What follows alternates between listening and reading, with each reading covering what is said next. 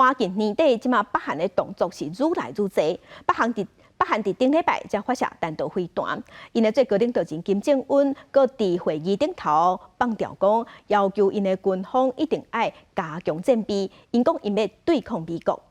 另外，外界的解读是讲，金正恩的意思想要加深甲俄罗斯的合作的关系。若讲一讲，伫南韩因是有动员上千的军警，也搁有救灾人员举办遮罕见的演习。那演习模拟的内容就是北韩雄雄攻击首尔的时，因要安怎应用？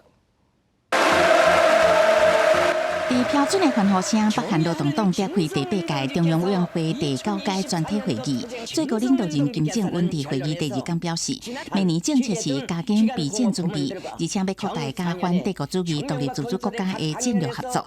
北韩官媒报道，金正恩27要求人民军军工协务甲民防部门加紧备战，通应对美国目前的对抗做法。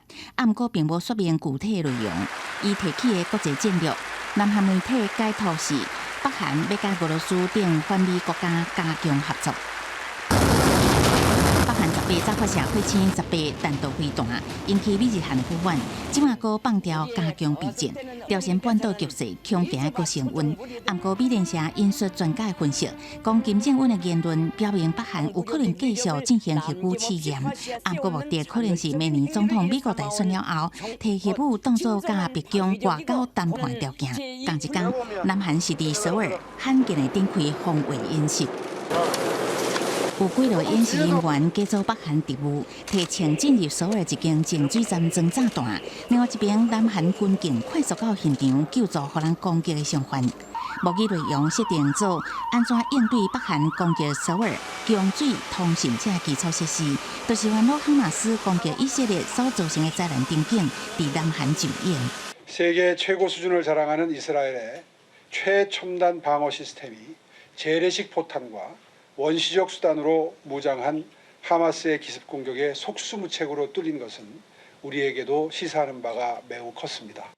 这场演习出动超过1000外军警、消防、救援人员。